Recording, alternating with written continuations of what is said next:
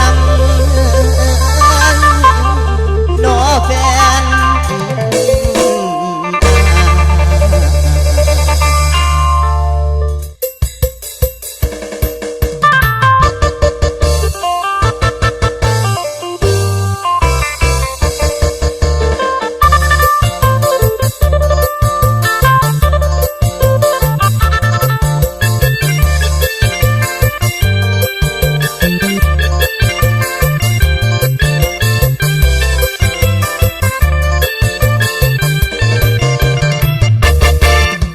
ใจมาลืมไว้แต่โนลา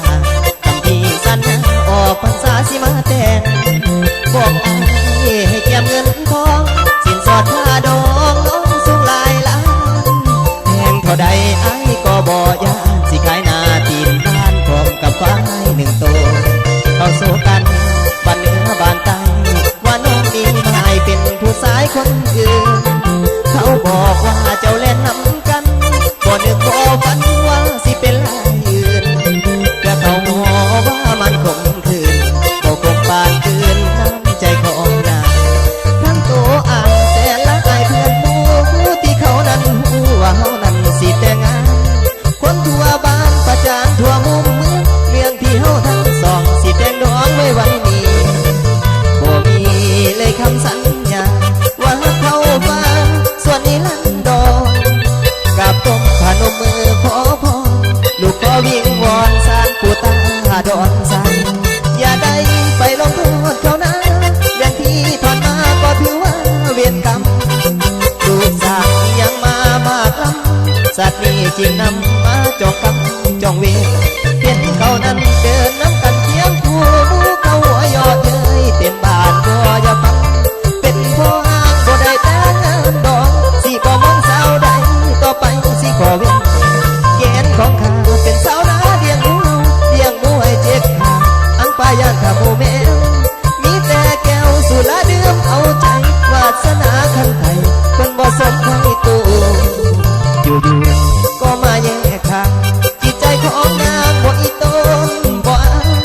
สิไปบวชหรือบ่ผูกคอตายสักสีลูกผู้ชายนั้นน้องให้บ่เป็นอย่างเด็กจริงทั้งเพบางบุญความหักจริงบุญหรือบุญอายบอกอายนี่ให้มาแต่งมาขอตัวเป็นน้องคนดีหากสิมีน้องเอ็นน้อง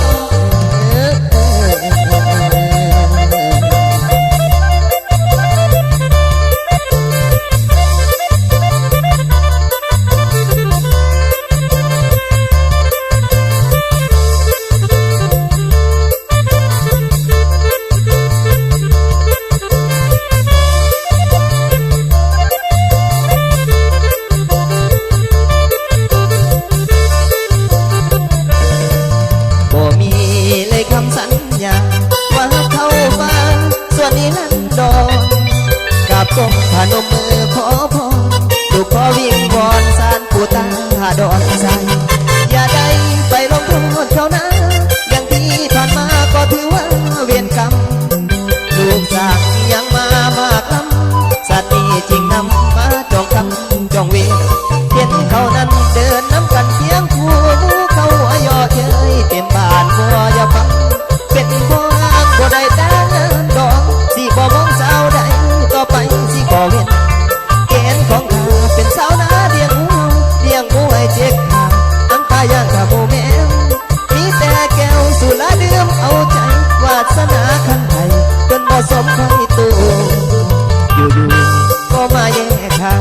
จิตใจของนางบ่อีต้นบ่อายสิไปบวชหรือบ่ผูกคอตายสักสีลูกผู้ชายนั้นน้องให้บ่เป็นอย่างเด็กจริงทั้งเทบางคนความหักจริงบุญหรือบุญอายบ่มีบอกอายนี่ให้มาแต่งมาขอตัวเป็นน้องคนดี